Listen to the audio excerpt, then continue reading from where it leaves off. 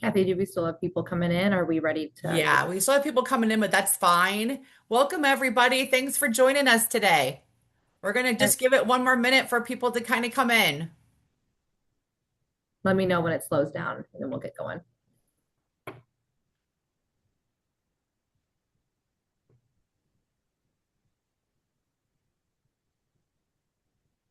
I still see a trickle. They're still trickling in. Perfect. No worries. I think we're good, Nicole. Go ahead. Okay, perfect. Well, thank you guys so much for joining us today for our 2026 Missouri Legislative Update. We are excited to tell you a little bit about MOLAC, what we do at the Capitol, and highlight the past legislative session.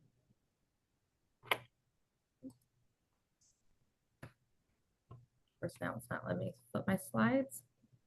Hold on.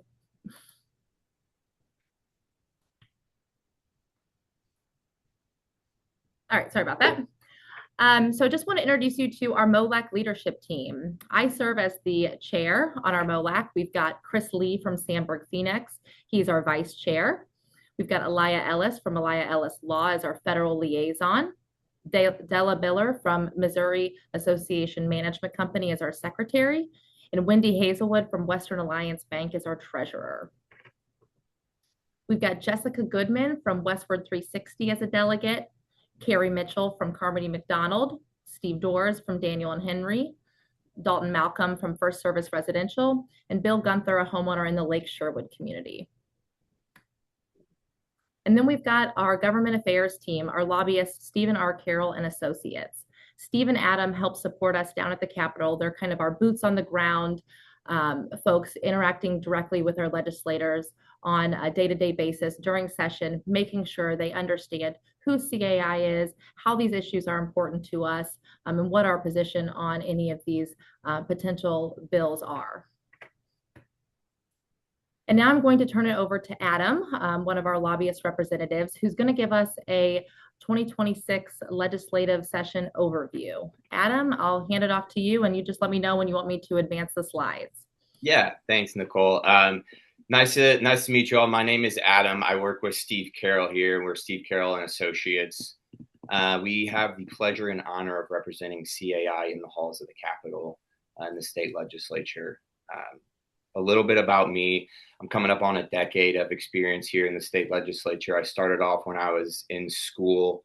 I got involved in a lobbying group for the students of the University of Missouri system, and then fell in love with the policy making process. Then started working in the House of Representatives. Within 2 years, I was in the Senate President Pro Tem's office. And then a year after that, I met up with Steve, and the rest is history. Steve's been doing this. We joke around every year. This is his 41st, actually, it might be his 42nd year in the Missouri legislature, whether that was when he was a state rep. He always jokes he was a state rep when he was 10 years old. Likes to say he's a lot younger than he is, but chairman of the budget committee, chairman of the economic development committee back in the late 80s, then has been lobbying and providing legal counsel for various associations ever since. So I do want to apologize on his behalf for him not being here. Our office also represents the Missouri Wine and Grape Board, and he provides legal counsel to that board.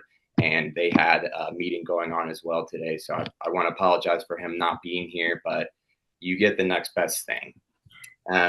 So this year, I say this every year, and I think Kathy and Nicole can attest to this, but it was one of the craziest years we've seen in the legislature, but it's starting to become par for the course. Every year they set a record with the number of bills they file. And again, this year they set a record. They filed 3,110 bills total within the legislature this year. And of those, only 83 of them were passed. As of July 13th, Governor Kehoe has signed all of those bills. And if they have not taken effect already, they will go into effect August 28th. Some of the major issues that the legislature passed as a whole this year included restrictions on filing abusive litigation for website access. There was a big bill banning intoxicating hemp products to align more with federal prohibitions. There was language that clarified that women can file a divorce if they're pregnant. There was a large economic development package. There was a 200-page omnibus healthcare bill that was passed, and multiple professional licensure reform bills. The biggest issue that the legislature passed this session, I'm sure you all might have heard about it in the news. Everybody in Missouri has the potential to be voting on this in August. That was HJR 173 and 174. That was the plan to put before the voters to eliminate the state income tax. And so everyone will be voting on that in August, and whether or not that passes will determine what the future legislature will look like. So there's rumors going on right now. If this passes, they'll call a special session to come in and pass some of these sales taxes. So what would happen with this proposal is, as the income tax is phased out, they will supplement the revenue with different sales taxes or taxing services. So what that can mean for your industry is the managing services that you provide to HOAs, the financial services you provide, any other services that are provided to homeowners associations could now become taxed if Amendment 5 passes. So from your customers that are HOAs that have a limited income, if their bills all of a sudden rose 3%, 4%, whatever the new sales tax was, think about how that could affect your industry. These are things to think about as we go into the August ballot, and then if that were to pass, how to be proactive on that. You can go to the next slide, Nicole. In terms of CAI, our office tracked 74 bills for CAI. 2 of those bills were truly agreed and finally passed. Senate Bill 834 and House Bill 2636 both dealt with the Missouri Residential Sale Leaseback Protection Act, and then also the Uniform Mortgage Modification Act. They both did pretty much what their title said. They allowed uniform modifications to mortgages across the state. On February 24th, CAI held our annual advocacy day at the Capitol. We had a great group come down. We met with various House and Senate leaderships, committee chairmen, the sponsors of our legislation. And this is the day that we really show the legislatures that we put the faces to the stories that me and Steve are down there telling them every day. Steve and I walk into the office and we can hand him a piece of paper and we can tell him, these are the pros and cons of this bill. And the fact of the matter is they have hundreds of lobbyists coming in every day and doing that. But when they have people coming that drove all the way from their district, all the way to the Capitol and sat down in their office, that's what's really hitting home with them. And so I want to thank you all for whoever comes down every year for that day. That is a huge impact that you all do. And it's a tremendous day, and it really helps some of these other groups. You see only a few people come down, and it's great that you all can have a good group every year, and it's important. We've sat in committee hearings. We had great members come down from CAI that testify, whether it's on the chicken bill, whether it's on our Missouri Modification Act, or any bills that CAI is putting forward. In addition to that, Steve and I sit in on any committee hearing that happens on one of the bills we're tracking, or if there's a problematic amendment out there that could go on to a committee sub, could get thrown onto the floor. We're there watching those, not necessarily testifying, but being there just in case something were to happen to be in front of that. So you can go to the next slide, Nicole. So an example of this was back in 2024. House Bill 2062 was sponsored by Representative Chris Brown. This was a very simple one-page bill dealing with eviction moratoriums. As this bill moved through the legislative process, when it got over to the Senate, late at night, there was a Senate floor sub offered, and Senator Nick Schroer offered an amendment to that, which was essentially the chicken bill that Representative Jim Murphy filed. And there were, I think, 3 or 4 senators on the floor at the time. There was a voice vote, and before we could get an ally senator to stand up for us, the vote already happened and the language was already on the bill. So from there, we lobbied the governor's office to veto the bill. He did sign the bill into law, and so we initiated, or CAI initiated the lawsuit that they did, challenging the constitutionality of this bill. And what the constitutionality was called the Hammerschmidt the Hammerschmidt clause in the Constitution. Says these bills have to be single subject and they have to pertain to the title of the bill.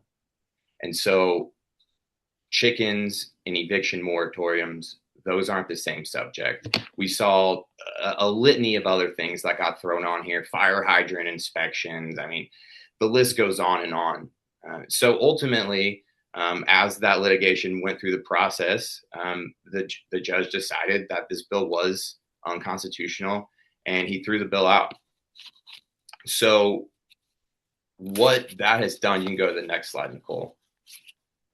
What that's done is not only got rid of that terrible chicken bill that was in statute, but it furthered our credibility as an organization, as CAI.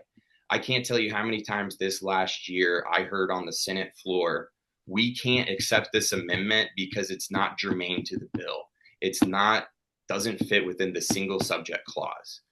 Don't you remember 2062 just got struck down by the courts? We can't do this. And that was said on the Senate floor multiple times this past year. And it's just a testament to the reminder of these legislators that there are people out there. We have strength in numbers. And when we come together, we're watching you and we're checking you. And if we're going to come together if you pass bad legislation like this. So you can go to the next slide, Nicole. These are the 2 bills that CAI were supporting this year. 3176 was sponsored by Representative Mike Costello and 1603 by Senator Lincoln Huff. This was the Missouri Declaration and Bylaws Modernization Act. Unfortunately, the Senate bill, Lincoln Huff had some personal beef with the Senate leadership, and none of his bills moved through the process this year. On the House side, we saw the typical playbook that happened. The speaker drug his feet, referring the bill to committee. He referred the bill to committee after spring break. But once he did, we used our relationship with the committee chairman, Dave Hinman, and we got a committee hearing the next week. Once we got the committee hearing, that was on April 8th, and there was only a month left of session at this time.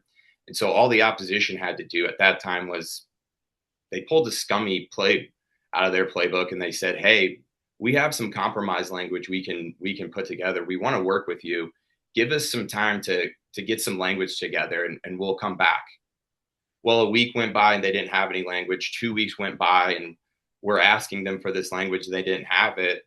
Well, at that time, there's only 2 weeks left in session and the committee chairman is now less reluctant to push that bill forward. We made a promise to come together over the interim to hash out our differences. But unless something changes next year, this is a playbook that we see all too often.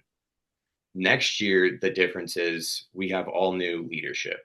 I'm very hopeful that the new speaker, Alex Riley, will refer our bill before spring break.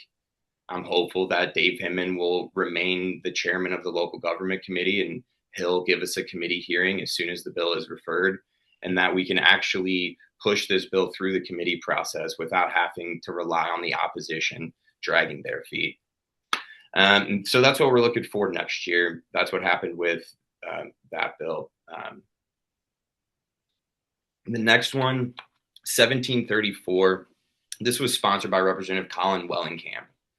And this is a bill that he kind of he came up with, and we caught wind of this and decided it would be a good bill to support because it creates a revolving loan program to assist HOAs with their erosion control projects.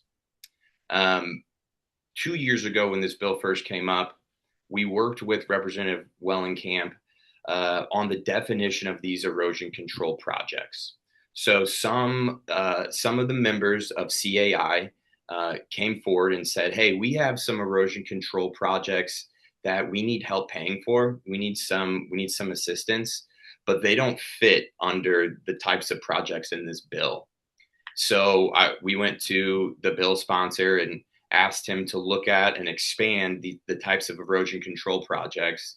And we got some water culverts. I think the main one was a retention basin that was eroding, that added those types of projects into this bill so that more CAI members can directly benefit from the legislation. So we worked with him again this year. This bill, again, passed through the original committee unanimously. But once it got to the Rules Committee, again, there were some personal issues between Representative Wellenkamp and Scott Cupps, who was the chairman of the Rules Committee. There we saw Chairman Cupps gave this bill its first ever no vote in 2 years. Then the rest of the committee members followed suit, and the bill died in the Rules Committee, something that's very rare, but something that happens strictly because of those personal whatever they have going on between the two of those. And that's kind of where we're at with those. We're working with Representative Wellenkamp again for this next session. I'm looking forward to pushing that along with the new House leadership. And then the next slide. This is the bulk of I would say some of the legislation out there. So there's people ask what a lobbyist job is, and there's a saying that us lobbyists joke around with, and we say a lobbyist job is to protect the citizens from the politicians they elect. And this slide right here shows you it provides a perfect example of that. So the fact of the matter is, in Missouri, the state legislature hates HOAs. For some reason, they have a bone to pick with them, and they are going after them. And every year we see more and more and more bills filed limiting HOA's ability to govern themselves and make decisions for themselves, taking power away from homeowners and the people of your association. So what we get to do is go around and kill all of these terrible bills. And I don't know if I'm sick in the head, but I find a lot of pleasure in killing some of these bad bills. So an example of these is House Bill 2840, sponsored by Richard West, and 1313 in the Senate by Nick Schroer. Basically says is all the HOAs in the state have to dissolve. If this bill passed within 1 year, you have to have a vote of your people to say, do you want to remain in existence or not? And then every 10 years after that, you have to pass, or else your HOA automatically goes away. 2435 is sponsored by Jim Murphy. He was the representative who sponsored the chicken legislation. But this bill would have prevented HOAs from prohibiting political signs, solar panels, and sale signs. So the solar panels ones we've been dealing with a lot after the lawsuit 6 years ago. We've seen some more bills by the solar industry trying to limit HOA's ability on where people can place these. So each year after those lawsuits went through, each year with the legislation, they're coming back and trying to pick off a little more and more of that.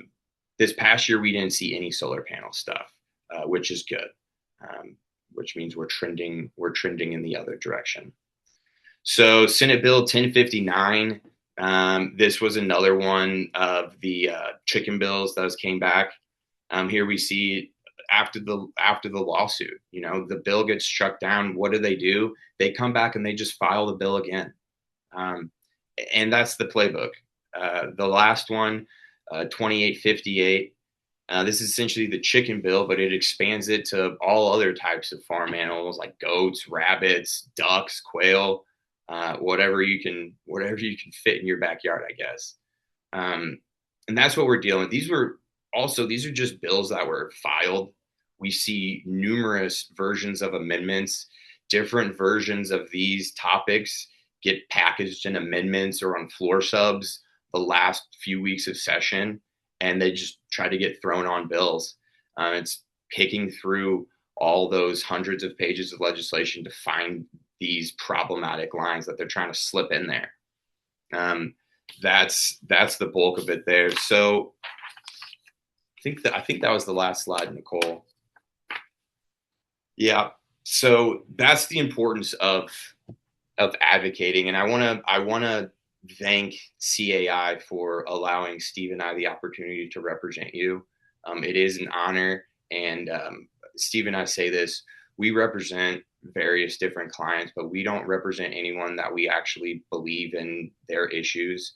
Steve, when he was in the legislature, he says he doesn't lobby against anything he wouldn't have voted for himself when he was in the legislature, and I think that goes to say a lot, especially when we look at the opposition and some of the tactics that they use.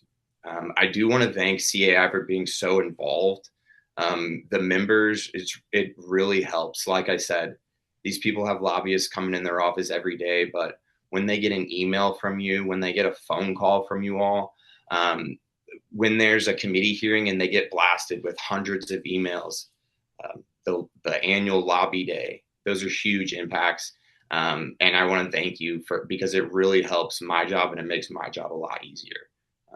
So I want to thank you all. And I think we're going to save questions for the end.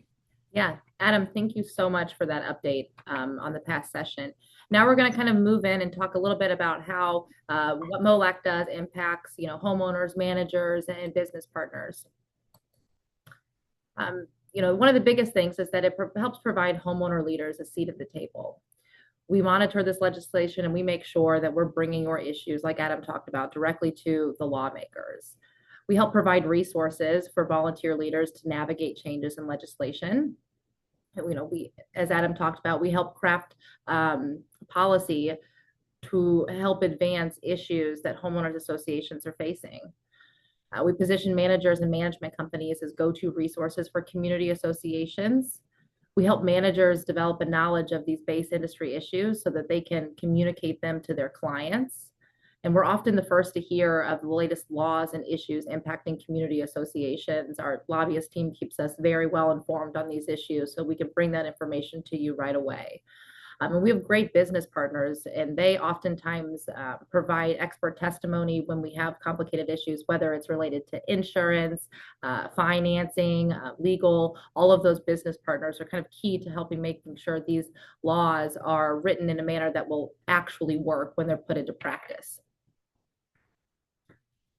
We've talked a lot about how MOLAC helps protect your communities, and we want to just touch on a couple of key reasons to help contribute to our efforts. The first reason is that we give you a voice. Your donation saves you and your community association money by protecting condo and homeowners associations from burdensome legislation. You've seen the crazy things that Adam talked about that come across every single year. It's really important that we're able to fund a lobbyist team who can help us fight those issues down at the Capitol. We help keep you informed and involved. We organize grassroots campaigns so that we can make sure we're getting in front of those legislators and making our voices heard, sending those email blasts, issuing phone calls, having those in-person meetings with them so that they really understand our industry, our position on these issues, and how they impact their constituents. We track legislation, so we make sure that any bill that's going to impact our industry is tracked so that we can understand how it's going to impact. We can provide testimony and support our opposition. And we can also, track it from perspective to make sure any of those problematic amendments get addressed as quickly as possible. And that tracking is available online on CAI's website if you guys are interested in viewing that yourselves. And we strengthen our relationships with lawmakers. Our day at the Capitol is a great way for us to meet, sit down with these lawmakers, and just help them understand our industry. A lot of the negative HOA condo association rap is just that people don't understand how these associations are designed and how they function. They just maybe had a bad personal experience in one. So we can sit down with these lawmakers, educate them on how our industry works, and make sure they understand how these issues are impacting us so that they can make informed decisions when they're, reviewing this legislation and voting on it. Obviously key successes, Adam highlighted that House Bill 2062. Without your guys' donations, we would not have been able to have the funds to file that lawsuit and get that law deemed unconstitutional. So, your contributions are super important to our efforts. So now we're going to talk about a couple of different ways you can support us. Obviously, there's some monetary ways we're going to touch on, but being involved is key as well. Meeting with your elected officials, meeting with them in person or virtually, letting them know, who we are as an industry, what we do, and the issues that are important to us is key. CAI's got some great resources online to help guide these visits. So if you're, we encourage you to take the opportunity to do those, and please utilize those resources so you can make those meetings successful. We like to encourage folks to invite your elected officials to events in your community. So if you've got a block party or a barbecue or a kickoff to pool season, invite your elected officials to those events. It's a great way for them to connect with their constituents, but it's also a great way to for them to experience the community spirit and how HOAs and condos are a great thing. And it helps them learn what issues are important to communities like yours. Again, CAI's got some great resources if you are interested in having one of these events and inviting them to your event. And then we'd like to encourage folks to attend our annual day at the Capitol. We do that each year, typically in, just at January, February timeframe, I'm sorry, February, March timeframe. And that's really a great time. We've got homeowners, business partners, managers, representatives from CAI National usually attend.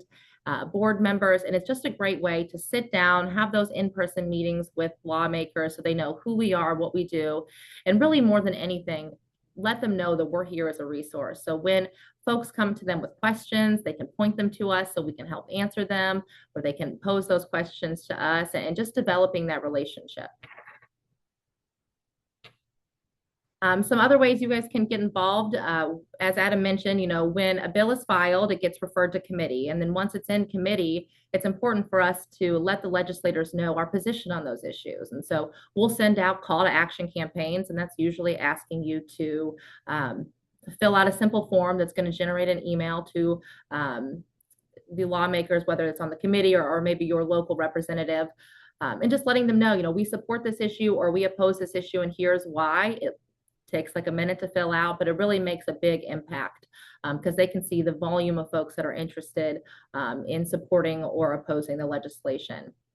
And then Adam touched on committee hearings. When a bill gets heard in committee, there's the opportunity to provide testimony either in support, here's the reasons why this is great for our industry, or in opposition, here's why this is going to negatively impact our industry. And so you can submit that testimony in writing before the hearing, or you can attend the hearing in person, and there's an opportunity to sit in front of those committee members and really explain to them the issues and how they're going to directly impact your associations. And it's great to have that personalized testimony. They need to hear from us and our members exactly how practically this legislation is going to impact issues we face on a day-to-day basis, because especially for those who aren't quite as familiar with the HOA or condo framework, it puts it into good perspective for them. So, if you're interested in being contacted when we need folks to provide that testimony, just reach out to Kathy. We can get you on a list and let you know anytime we need you to submit that testimony for us, or maybe help attend in person one of those hearings.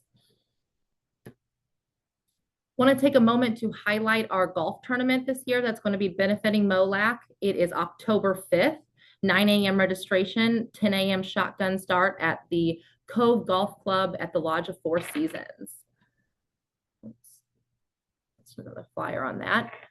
Just wanted to show you guys really where your funds are going when you're contributing to MOLAC. As you can see from the graph on the right, 95% of the funds we take in go directly to supporting our lobbyist team and making sure that we're well represented in the Capitol. And so, one simple way associations can help MOLAC is by participating in our dollar a door campaign. That's just $1 per door per year in each association donated to MOLAC to help our efforts down at the Capitol. And this year we're having a dollar a door contest. As we're kicking off budget season, this is a great time for managers to introduce this to their board members, or board members to bring this back to maybe their budget and finance committee. really talk to them about the work that MOLAC is doing at the Capitol to protect them and how important their contribution is, and really trying to get into that budget an annual contribution of $1 per door in the community to help MOLAC's efforts.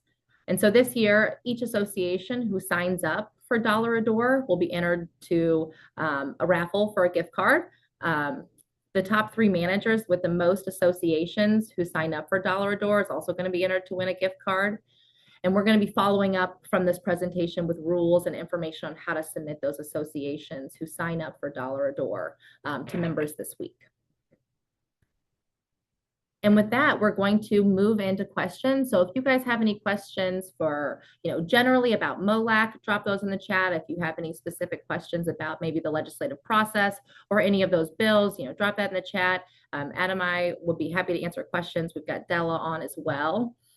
And then I just wanted to highlight, throughout the year, if you have questions about legislation or the process or wanting to get involved, Kathy, our executive director's contact information is on the screen. So please don't hesitate to reach out to her. She'll make sure that we get you all the resources you need to be successful.